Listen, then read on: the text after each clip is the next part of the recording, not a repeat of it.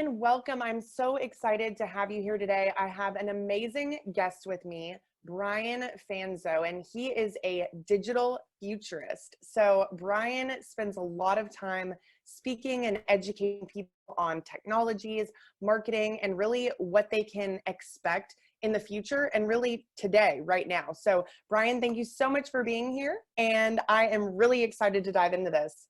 Oh, thanks for having me. Excited to be here. I think, the future in many ways right now is very unknown, while at the same time, there's lots of things that we can do in the short term. So part of it is being able to collaborate and, do things like this podcast. So thanks for having me on.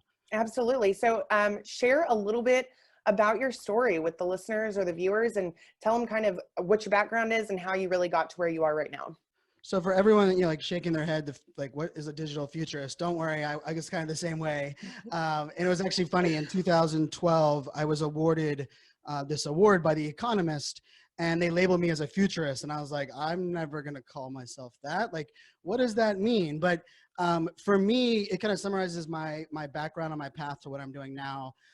Graduated university with a computer science degree, couldn't really get a good job in tech or IT. Randomly went and worked for UPS delivering packages. Went union there for about a year. The best shape of my life, working hard, wearing the brown shorts and delivering packages.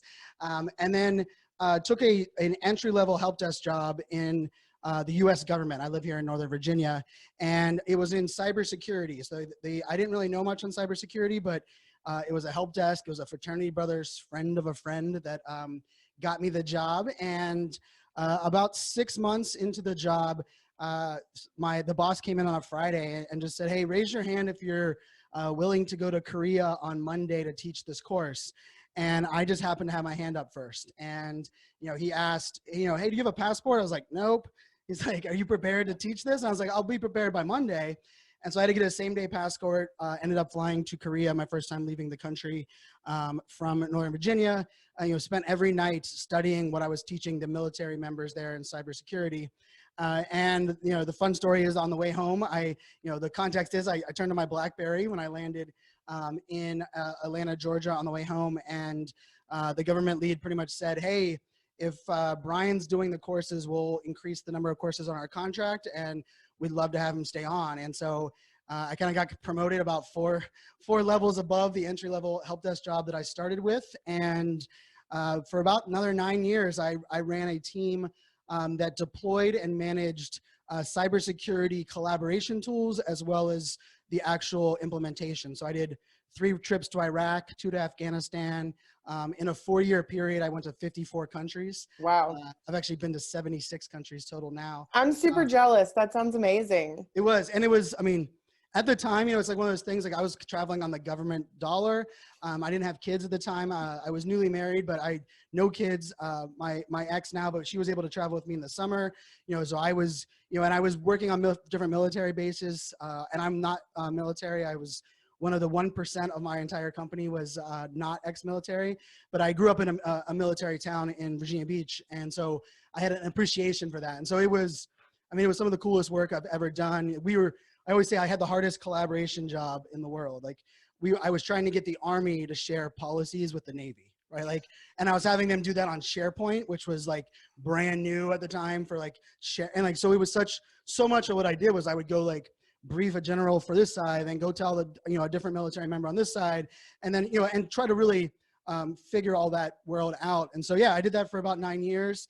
And, the dream job that I always had was what I call it, or what was referred to as a technology evangelist, which was what Guy Kawasaki was for Apple. So he was Steve Jobs' right-hand man. He kind of built the cult around Apple, and that idea. And so I had decided that as my government contract was kind of moving around, that I was just going to leave the entire government space completely, and I got a job at a startup, data center startup in Phoenix, Arizona.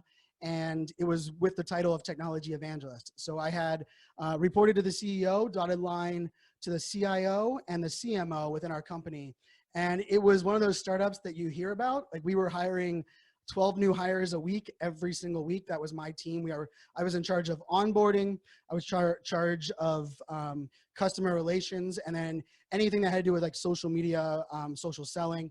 And so, yeah, I worked at the data center this startup for 2 years, and it was wild. I mean, it was some of the, you hear like we had free lunches, we had ping pong tables, we did food trucks. I mean, we did every stereotypical startup thing that you could ever imagine. And then, 2 years and 10 days after I was there, the company was getting acquired, and the company that was acquiring the startup pretty much came in and said, "What is an evangelist? That makes no sense. You'd have no KPIs. You're not in the sales team. You're not in marketing." And that ended up being my last day at that data center. But the neat part about that is I kind of became the face of that brand. And so that's where I was speaking at large events. Actually, the largest events I've ever spoke at were actually when I worked at the data center, even more so than I have now. And so, yeah, I left there, became an entrepreneur, tried my hand at agency life for about 6 months, realized that wasn't really for me. And then It's a tough world. it is a tough world. And it's, I was one that had hired agencies, but I didn't really understand them. So I was the typical, well, I worked for a brand and I've hired agencies. Like, I can do that, and then I got on the outside, and I can tell you my business partner that I went into business with, his agency is thriving. I mean, massively successful. It just wasn't the style and way of life for me. Yeah. And that's kind of where I fell into, the combination of podcasting, influencer work, and then speaking. And so, 2016, about 40% of my revenue was speaking. And then 2018, it was about 80%. And last year it was well over 90%. So, now I speak on a wide range of topics. And that's kind of why the futurist title works well for me, because I do a lot with marketing, right? And but the interesting thing about that journey is that I didn't really say I had a marketing job, because I really didn't. Like, a lot of what I did was I worked with the marketing teams to work with the sales team. I deployed a social selling initiative. I helped with an employee advocacy project that we were working on. I helped build our CEO's personal brand before it was called personal branding. And so for me, a lot of what I get to do now is I try to provide a unique perspective in a way that helps people understand the importance and creative ways to market where their company is today, while listening to where their customers are going to be going tomorrow. So it kind of falls into social media, digital marketing, a lot about innovation and creativity. And we got to meet up and hang out in San Diego a couple of weeks ago, and that's kind of how the world works, right? So it's kind of neat how all those things kind of come together. Absolutely. And I think that that's just a testament in another way to relationships that can be built around digital interaction, the same way that local businesses can have that same type of impact where they are. Things can start online, transition to offline, go back online, and it really is a way that you can develop those really important evangelists for your own brand, I think. So what you speak about and what you talk about is so relevant in this moment. And obviously, I want to make sure that whatever content we're putting out is going to be applicable long-term. But the great thing is, it's applicable right now heavily. It's going to continue to be applicable moving forward. So if you're listening to this in the future, we are right in the midst of the big coronavirus outbreak, and businesses are simply trying to adapt right now. It is very challenging, especially for local businesses, to figure out what they can do. Obviously, online businesses have really kind of grown with this mindset of being online is the natural thing to do. Any way we can market online, sell our products online, promote our products online, it's just a way of life for so many entrepreneurs in the digital space. Local businesses, they could have been around for 30 years without a website. They could have been started in a time when they literally did nothing besides rely on foot traffic to come into their location every day. Or there's been so many businesses built on word of mouth alone.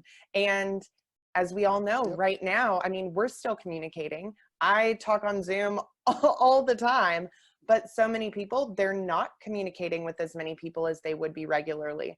That word of mouth is slowing down. That foot traffic is basically non-existent. So the question is, how can businesses leverage technology, whether it's in their systems or their marketing, to be future ready? Just like you said, you want to be able to use it right now, but you need to essentially protect yourself from becoming obsolete in the future. And I think there's so many amazing tools out there that businesses can use. And sometimes it's even eye-opening to me, just working with my clients, realizing the things that I use as a necessity every day are so completely unfamiliar to them. Right. And I think that that's why educating businesses on these technologies is so important, because they just may not have the understanding that we do, but they can absolutely use them. So I guess, in that direction, tell me a little bit about what your thoughts are in terms of the current climate and what's most relevant for local businesses right now. So yeah, so part of the story I didn't really share was, I grew up in a small business household. So my family owned a frozen yogurt shop that I worked at from I was 14 years old, and my dad was a candy salesman. So he owned a peanut brittle company in Virginia Beach or Norfolk, Virginia.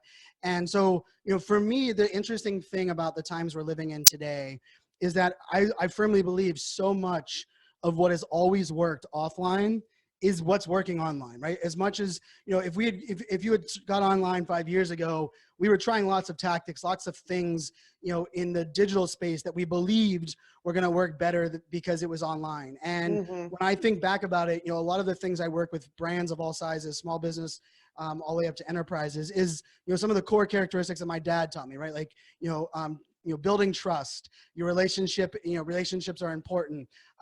If you say you're going to do something, you better do it, right? Like that level of importance. And then one of the other things my dad always said was, don't talk about yourself, let your work do the talking for you. And I can say every one of those things are essential today, except for the last one. And I'm not going to use this as a scare tactic, but it's the truth, is that if you're waiting today for people to discover your work, if you're one of those, and I know it's kind of the way that I was growing up, right? Like, I'm gonna let my work do the talking for me, and people will discover me. And I'm here to say, if you're waiting for people to discover you and you're letting your work do the talking for you, you'll be out of business soon. And it's unfortunate, because in the digital world we have today, we have fake news, bad news, and right now we have Corona news. So Yeah. Not only do you That's have the to main stand out, news. yeah, you have to stand out against your competition, but it does come down to this idea that if you're not telling your story, either someone else is telling your story for you, which Mm-hmm. nobody wants, Yeah. or your story isn't reaching anyone because it's getting drowned out by people that are faking it till they make it, that are, your competition is using, Google AdWords, they're posting on their social media accounts. And that's something important to remember. But on top of that, I actually use the flip of this is a lot of the brands I've worked with for the last 10 years aren't sexy, aren't passionate, and don't have a story, right? Like, I try to make IBM cool to those that are under the age of 35. And most people have only heard of IBM or Watson because of Jeopardy, right? Like, they didn't even know IBM was a company, yet it's one of the largest companies in the world. And so the funny thing about it is, if you're a small business owner, you're in business because you're passionate about it. You believe in what you're doing. You understand investing in your community. You've been doing things a certain way. You have a story to tell. And so as much as I like saying, like, hey, if you're not telling your story, you will be out of business. If you're a small business owner, you are the greatest people to be telling your story, because Mm-hmm. we all know it. Like I remember growing up, like my dad, we would drive by, past an Olive Garden, past an Applebee's to go eat at the mom and pop restaurant, because my dad was like, I know their story. I know what they care about. Like, even in the frozen yogurt shop that we had, when we walked in, there was this big mural my dad had on the wall that had all of our Pittsburgh, we were from Pittsburgh, had Steelers stuff and Pittsburgh stuff, and I had my dad's journey. And as a kid, I was like, God, my dad, we just want to put Pittsburgh things everywhere. But my dad was like, the reason is because people remember that, and people want to invest in people that not only they can relate to, but that have a story to tell, right? And I think for small business owners, the truth is, think about your most valuable customers that you have in your brick and mortar offline store. They know you, they know your kids, they know your pain points, they understand what you're about. And just as much as the products and services you provide, they care about the business owner and the story. Digital online technology is no different. It's but the difference is you have to be willing to put it out there. And so one of the things that I talk to brands about a lot of times is that, like, social media hasn't made the world a worse place. It's exposed the bad people doing bad things for so many years that have been able to do it without being exposed, right? It gives everyone a megaphone. But even more so than that, it's shrink the distance with our ability to reach the world, right? And I think for small business owners, that can be extremely overwhelming. And I always like to say, when you're looking at automation or technology or your website, or should I use a chat bot or an email newsletter, one of the things that I think especially small businesses kind of I think approach it and get overwhelmed by is they're like, well, how do I go viral? How do I reach everyone? And I always like to bring it back to, if I could tell you as a small business owner before digital that you could reach 10 of your target customers every single day, 10 new customers every day for an entire year, would you sign up for it? Every small business in the world would sign up for it. So Absolutely. therefore, when we're thinking about digital, the ability to reach the world is part of the allure of that piece. But if you want to look at it, I'm a .com, not a .org, right? Like I'm in the things that I give advice on is to grow your business. I don't care about followers going viral. Like for Yeah. me, and I think one of the things that I like to think about when it's a small business owner is if you're able to tell your story, which you know your story, if you're able to, like if you don't like being on video, you'll have you interview someone else on your team or your customers. If you're starting to put your story out there, and then the second piece of it is focus on those 10 people, right? Like it doesn't have to be reaching the world. It could be, especially if you're hyper local, like geographical local. Oh my gosh, like the possibilities are amazing, right? Like using hashtags that are with your local town. I live in a small town. I'm actually on Main Street. So like 6 blocks from me is our courthouse. And we have about 26 small businesses, and it's not no franchised or multi-location companies are allowed to be in this little small town called Warrenton that I live in Northern Virginia. And it's so amazing to me because part of it is they have a great story, they have great products and services. And if you think about using, localized hashtags, one of the things that you mentioned earlier that, like one of the keys to success in my opinion today is collaboration, right? Like, and that ability to do that online is so easy, right? Like we're on lockdown right now. You and I are collaborating. Businesses, interviewing other businesses. Hey, rather than talking about ourselves on our social media channel, why don't we, let's interview our 5 favorite local spots that are in your local town, right? Because all of a sudden you interview them, you highlight them. Well, what do? They share that to their community. Now your brand, your voice, your brand is now put in front of a new audience, right? And so I think from a small business perspective, yes, I'm excited about the future, innovation, technology, social media, digital marketing, but I'm also a big believer in great people doing great things and telling those great stories. And it can be as simple as, putting your phone, holding your phone out in front and telling an authentic story. And that can be that gradual start into this space. So I'm a big believer in all of these things, but I'm also a big believer in, which is my, the book that I just finished writing. It's called Press the Damn Button. And really what that means is there's no better time than right now for you to tell your story and put yourself out there. And until you press the button, you're not going to realize its power and you're not going to get comfortable doing it. And it does take time. It is awkward, like trying to get my dad to wrap his head around like what I do and like what I was helping companies. And he's like, Brian, what would we have talked about on our frozen yogurt? I was like, we would not have talked about yogurt once, Dad. And he was like, what? And I was like, we would have talked about your story as an entrepreneur. Like my dad started the company because I was the oldest of 3 sons, and we lived in kind of this remote area down by the ocean, and they were very afraid of not getting to know their sons' friends. And they said, you know what, let's start a small business that's seasonal, that we hire all of our kids' friends. We pay them a little bit above minimum wage, and we, it's frozen yogurt. Who doesn't want ice cream and frozen yogurt? Yeah. And we were able to have access to these kids. We're able to employ and teach our kids fundamentals. And so like I told my dad, I was like, the only ones that knew that were people that came in our yogurt shop year after year. In the digital space, I mean, that's story gold right there, right? It's an awesome story. Right. And like that's how I want people to think about it, right? Because we oftentimes are like, oh, the story about our product or our service. Exactly. And really when it comes down to it, if you focus on these other pieces, the products and the services will integrate beautifully into there. And so that's where, to me, trying to get my dad to wrap his head around it, I understand. And like for every small business that's listening to this and you're like, I don't want to brag. I don't want to, like, here's the thing about it is that if you share, like, I always like to say, like, document the things that you talk about on the golf course or when your favorite customers are in your business, right? Like, you don't talk about your products and service and what's on sale. Yeah. You talk about all of the other things that is all in your world. Take those conversations and start investing them digitally. You'd be amazed how much it changes your business. No, you're so right. And there's so many things that I kind of want to point out about what you just said. Yep. So number one, you're so right in the fact that local businesses, they do get overwhelmed, but they also are focusing on these wrong metrics. They're looking at the vanity metrics. I can't tell you how many times local businesses have asked me about influencer marketing. And what I have to get them to understand is it doesn't matter if someone has millions of followers. If those followers aren't in your town, if they can't be a customer, it's not for you. Right. And you also do not have to have a huge fan page or a million followers or any of that to make great money. This is all about return on investment. If you can really measure return on investment and you're doing the things that are going to drive that, while also building a relationship with those people in this community where you live, those are the only things that matter. So stop thinking about, how many likes your Facebook page has or how many people commented on your Instagram post. Those things they do have a place, but that is absolutely not the goal. So I think that it's really important to highlight that.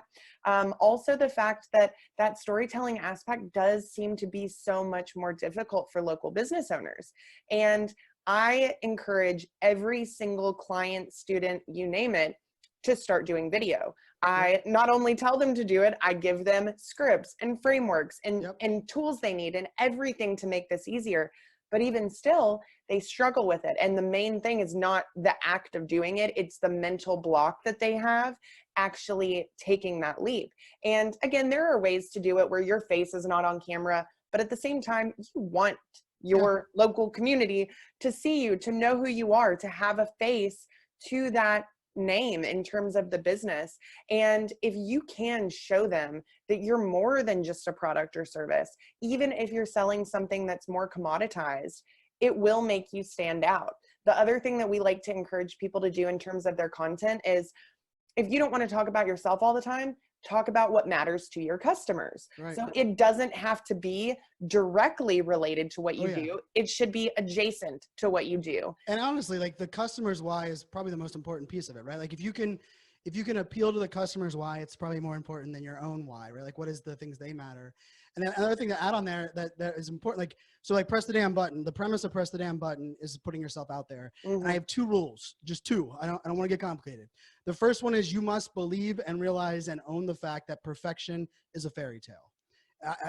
I mean, and if you're like, yeah, of course we say that, but then like I don't know of a brand that's perfect. I don't know of a leader that is perfect, right? Sometimes when I ask that on stage, someone will say like Mother Teresa, or recently I've been getting Ryan Reynolds as a perfect leader. And I'm like, hold on, like, in all, interesting pieces. But part of that overwhelming with video is that we are trying to be perfect.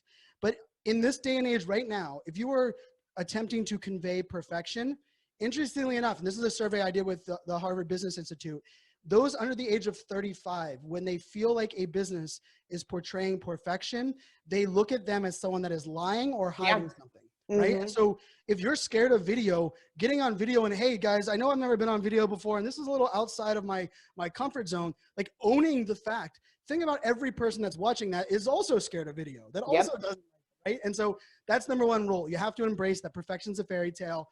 You won't get comfortable on video until you start doing it. Like I always challenge people, if you hate video, rather than calling your friends and family for this week, FaceTime them, right? Like get used to holding the phone, looking at it. Like at first you're gonna hold it too low and you're gonna realize you're looking up your nose. Then you're gonna realize like it's kind of weird and you have to move things around, but eventually you can get comfortable. Yeah. And the second rule I always have is control is an illusion.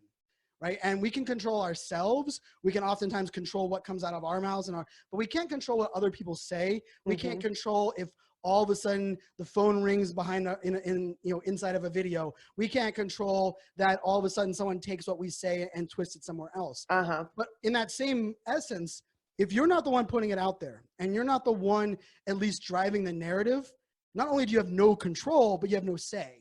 So that's why, like, for me, those are the 2 things. Like perfection's a fairy tale, control is an illusion. And if you can own those 2 things, video becomes a lot less scary because you're not trying to be what you see on TV. Yep. And I can tell you some of the most successful small business videos that I've ever watched are either in the premise of someone being very authentic and just kind of doing it in a very, their own way, or in a way that is them sharing a vulnerability about their business or their life. I mean, I have a great small business example of this that and it's one of my favorite things I've ever done. I was living in Phoenix at the time, and I wanted people to use live video. So this is 2016, before where we're at now. Like live video is much more prevalent right now, but I wanted this, some companies to use live video. And so I was talking to this company, and it was I would say it's a female a clothing boutique store in like outside, like 20 miles outside of Phoenix, Arizona.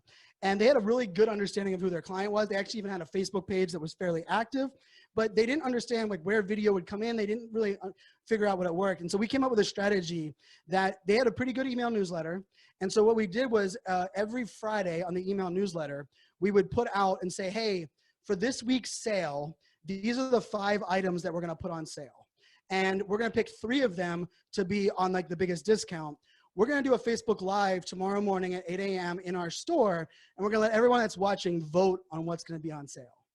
And it was that simple, right? And so every Saturday, and it started out, with 8 people, and they were all friends. And then all of a sudden, people started sharing and saying, have you ever bought from a clothing company that asked you what you want to be on sale?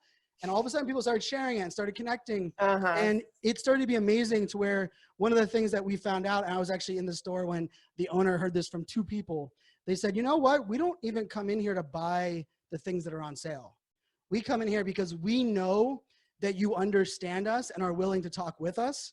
We're willing to just come in here and buy. It had nothing to do with the actual sale and what was live video, right? And so like, I think when I look at that, every small business has the story, they're relatable, they have that piece.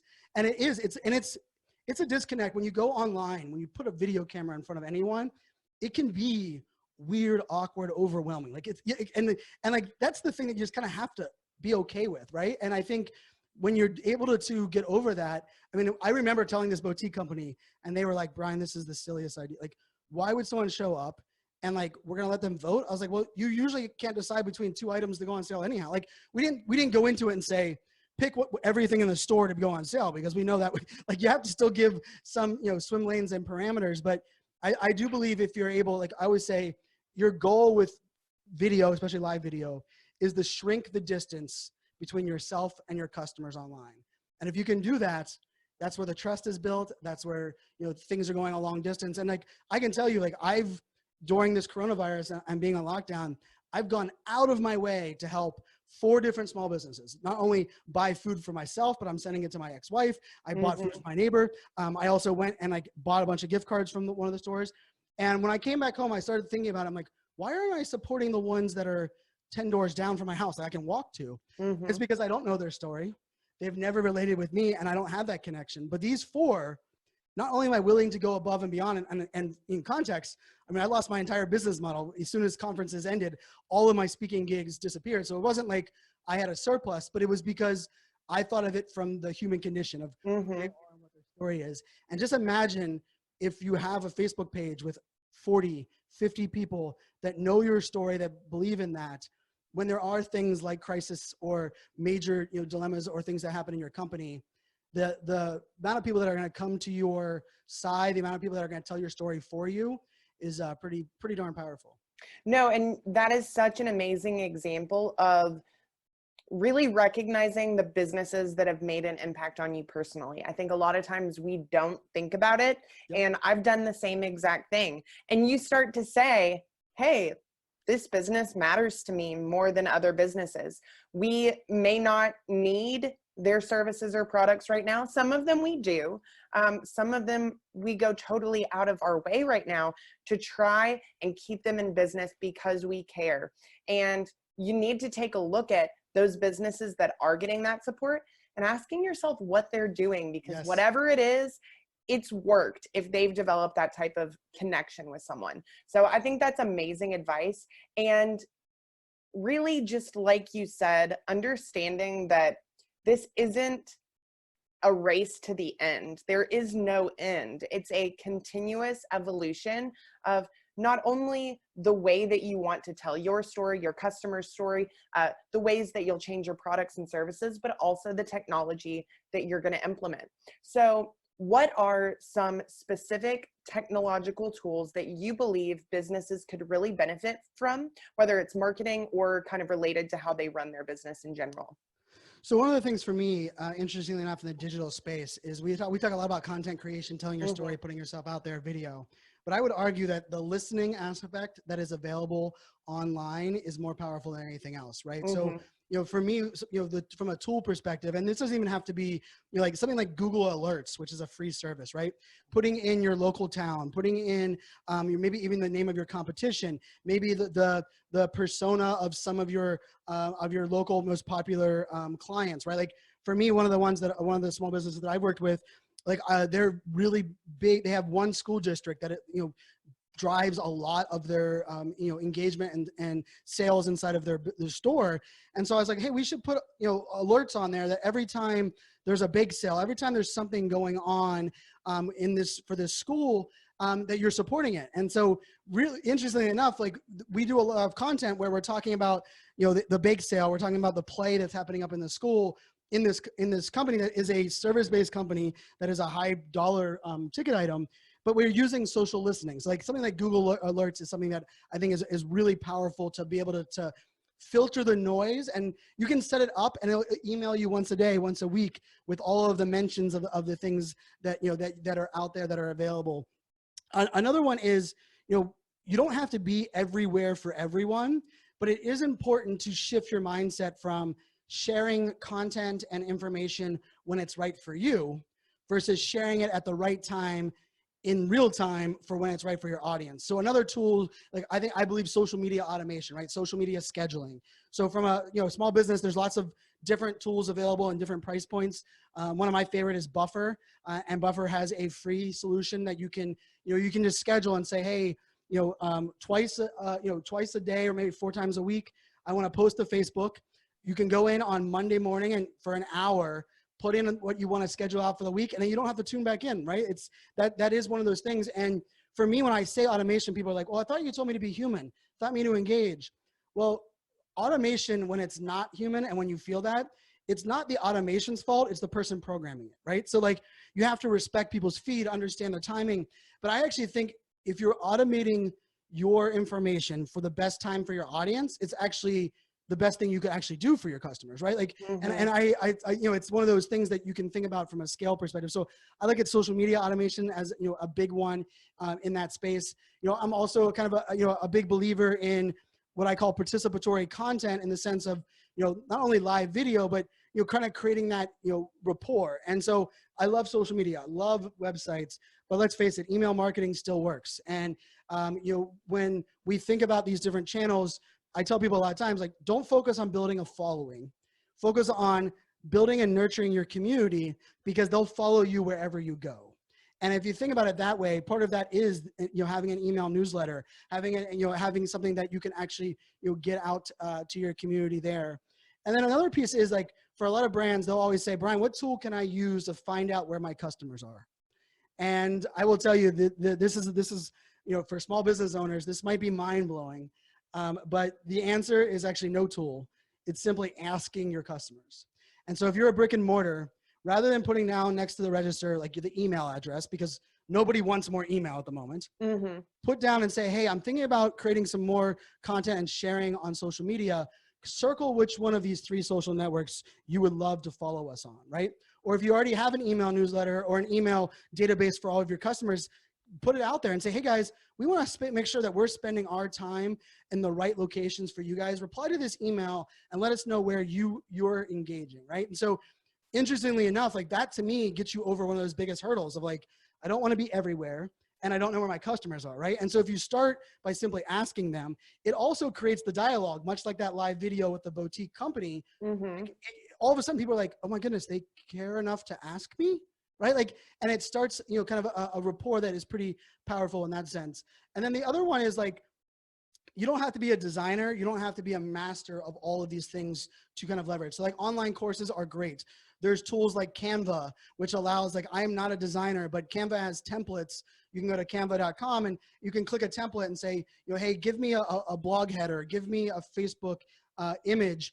And it'll give you a bunch of ideas. You put in your own photo, you change the text to, the name of your business or whatever you want to talk about, and you download, and it's, it allows you to kind of shrink that gap that it takes to kind of do some of those things. So to me, that's kind of the, interesting piece as we move forward. And then I think probably even, as we think even further down the road, I think one of the other things you have to start thinking about is like, how do you track the things that matter? We talked about that at the beginning. Yeah. And funny enough, like, I oftentimes use a spreadsheet because one of my favorite statistics in video is actually not one that's tracked by most tools or companies, and it's called repeat viewership, right? And I want to know who comes back and watches multiple videos in a certain amount of time, because that's a much more mature lead, right? And to your point before, like, for a small business owner that's like, I want to go viral, or why doesn't my video get 1,000, or 100 likes? The difference really comes down to, do you want 100 people to come into your store that buy nothing, or 3 people to come in your store and buy, $100 worth of product, right? And so for me, like, as a, I think about it from the frozen yogurt small business that my family owned.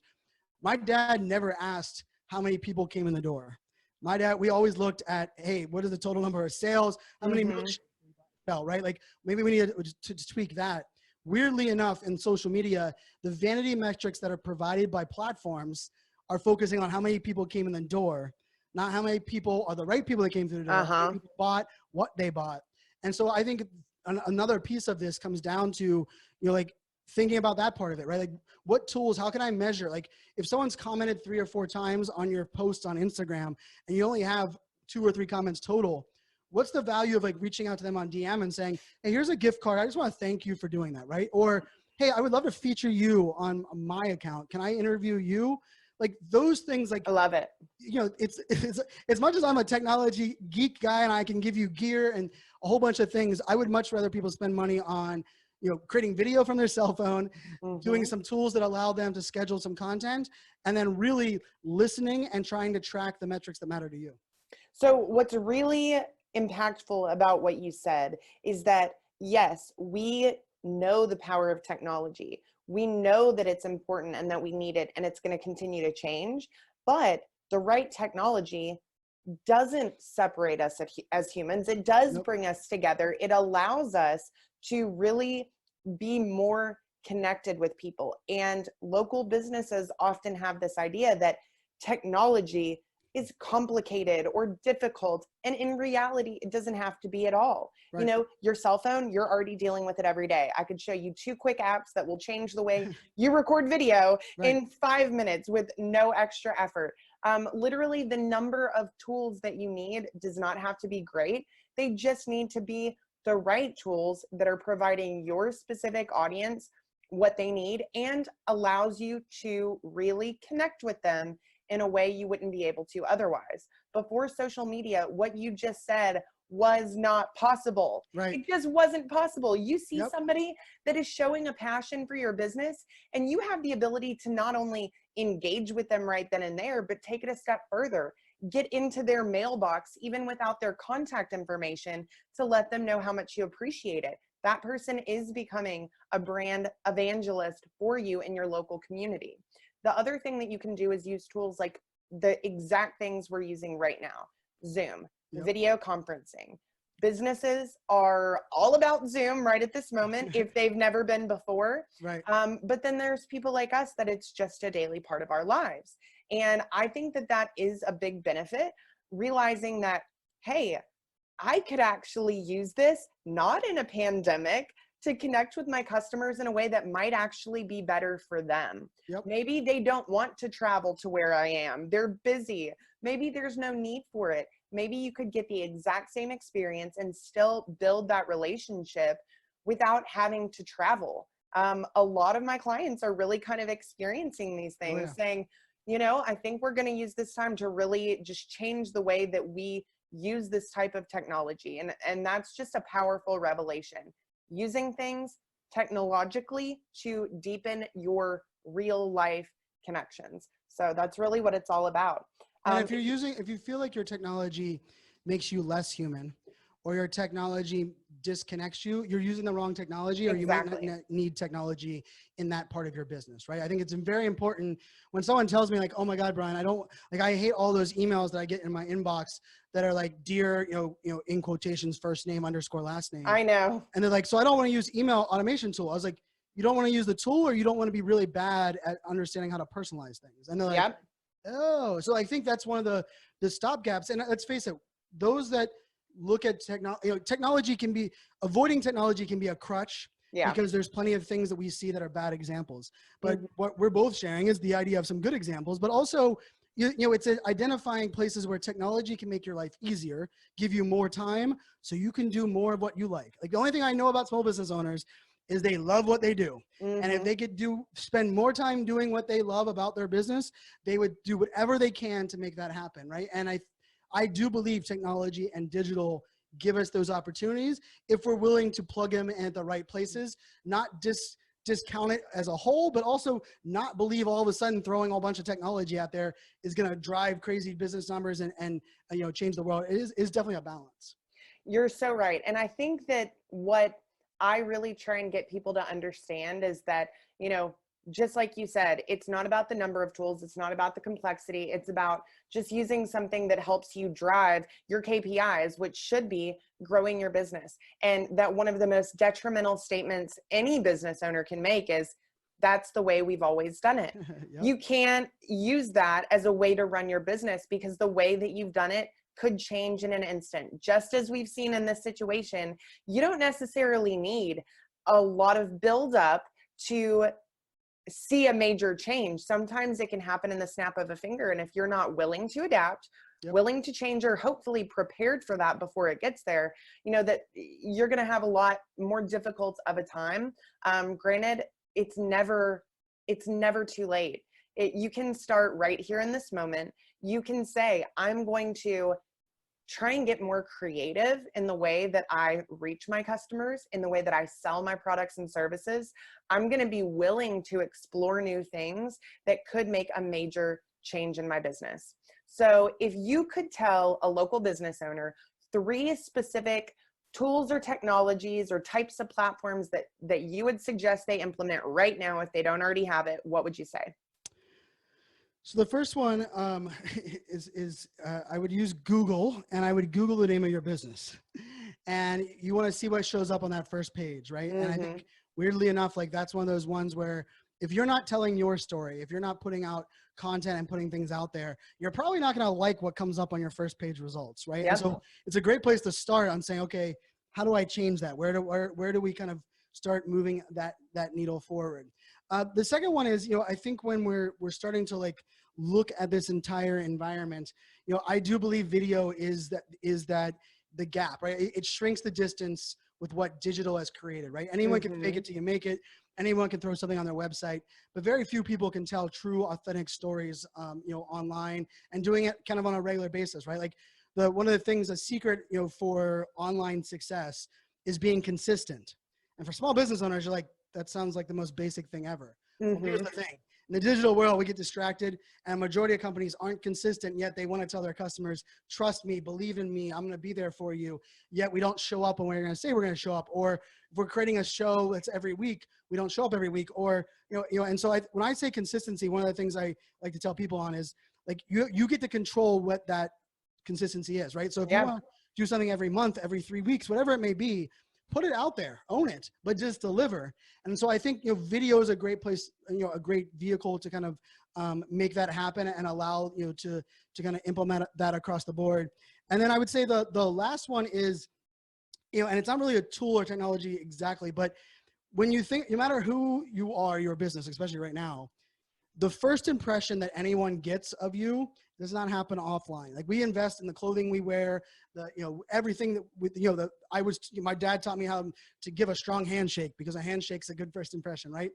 Well, the question has to become, what is your first impression online? Not only for your business, but for you as a small business owner, for your employees. And so something like LinkedIn, as it might be like the resume builder, it might be the thing that you think about as like the bigger piece, like making sure that your LinkedIn profile tells your story isn't just a resume, right? Like, and I think that's a big fundamental, a piece of that, and video works over on LinkedIn. And LinkedIn doesn't, like there isn't really a tool to automate LinkedIn, which is kind of beautiful because you do have to spend some time there. But if you're, spending time engaging and building that rapport, that also helps with that personal brand. It also helps, kind of with that first piece as well. And, I think that's an element that you can't overlook. And then I would say a tool that I recommend almost all the time, it's an app, it's called Flipboard. Flipboard is a news aggregator. So like the world online can get very noisy. and you can get very overwhelmed with like what to do, where to go. What Flipboard allows you to do is you create an account. It's an iPad app, iPhone app, it's a website as well. And you decide the topics and things that matter to you. And it actually pulls them all in kind of like a magazine format. And you can thumbs up it. You can say, I want to see more like this. You can hit like. You can even share it out to your community. And for me, funny enough, people will say, Brian, how do you consume so much content? How are you learning all of these things? I spend about 30 minutes a day opening this Flipboard app. I haven't gone to a website to read a blog in 5 years because I allow this tool to filter all of the noise and bring it to me. And so when I look at tools and technology, that's really where I look at it, is saying, what saves my time? What filters the noise? And what can I create that personalizes something for me? And Flipboard, it's free. For those that I didn't say that part of it, it's free. And it learns with you. It's built with artificial intelligence. So like if you thumbs up 3 articles on your local town, you're gonna get more articles on your local town. If you thumbs down an article that happens to be because you live in Miami, Ohio, but they keep showing you Miami, Florida content, it'll stop showing you Miami, Florida content. It'll start showing you Miami, Ohio content. And so like something cool like that. And like I said, I mean, I'm at 30 minutes a day, 5 years in, but for a while it was twice a month. I would just log in, find some good things to read, bookmark some things. Yeah. Because one of the other secrets for social media and digital success for a small business is if you're the person that helps people solve a problem or helps your community come together, there's nothing more powerful. Like nobody will ever say, you're caring too much about me, you're providing too many problems, you're saving me too much time. And so I think we sometimes get overwhelmed on marketing and sales. And so if you can find articles that share, hey guys, did you know that they're closing this street? Hey guys, did you know that they're doing this fundraiser at this place? If you become the connector and that resource, that's the trust that will turn your clients into fans and turn your fans into those that share it to your new clients. So that's kind of where I would go with those. I love it. So I'll quickly add a couple of tools that I'd recommend before we go ahead and wrap this up. But one thing that I love using is it's called High Level. It is a CRM automation platform. But what I love most about it is it gives business owners not only the ability to track their leads, see where they came from, and which leads resulted in a sale in a very clear way, which is step number 1 to really understanding what's moving the needle in your business. It also aggregates all the conversations that you have with these leads. So it's going to track phone calls. It's going to track text messaging, Facebook Messenger, emails, all in one spot. So it gives you this amazing opportunity to see how one individual is reacting to your different content and how they are responding to it. How many touch points is it taking for someone to convert? So I love that. I'll definitely have a link to that in the show notes. I also like using things like Zoom, obviously. Stripe is another one. If you're a local business owner, if you ever want to sell anything online, you're going to need an online payment processor. You don't have to use it for everything, but Stripe will integrate with just about every platform. Something like ClickFunnels, you could put up a funnel with a couple of your best-selling products, connect it to Stripe, and start selling online in some small way very, very quickly. So just thinking about the tools that you need to get more of your products and services out there, maybe in a different way, depending on the times that you're living in, connect with people more effectively, and then track what's happening in your marketing and your sales, really understand what's going on in your business. So there's obviously so many more we could talk about, but this has been an amazing discussion, not only on technology, but just on the value of human connection and how technology can really make a difference in that regard. So I really appreciate you coming on here. I think that this is going to be so valuable to so many people listening. If you could give one final piece of advice to our local business owners listening, what would you tell them? So this is a pretty easy one for me, and I was kind of saving it up, hoping you'd ask that, right? We've always been taught people buy from people they like, and as small business owners, we know that. But there's been a world of like, well, it's really that people don't buy from people they don't like. If someone has a lukewarm feeling, in many cases they'll bite. I'm gonna put one out there for you that I firmly believe in 2020 and beyond. People buy from those they can relate to. And as a small business owner, relatability is what you do every day when someone comes in the store and you say, oh my goodness, I know that we have this problem. I know that we are doing that. And so my tip or the thing that I ask you to do is, if you're trying to look at online and trying to figure out where does video play in or Zoom or why am I using these tools that are tracking all of these touch points, if you can always try to tie something back to how am I being relatable? How am I able to allow people that are my customers, my audience, to know that I feel their pain, I understand I'm with them.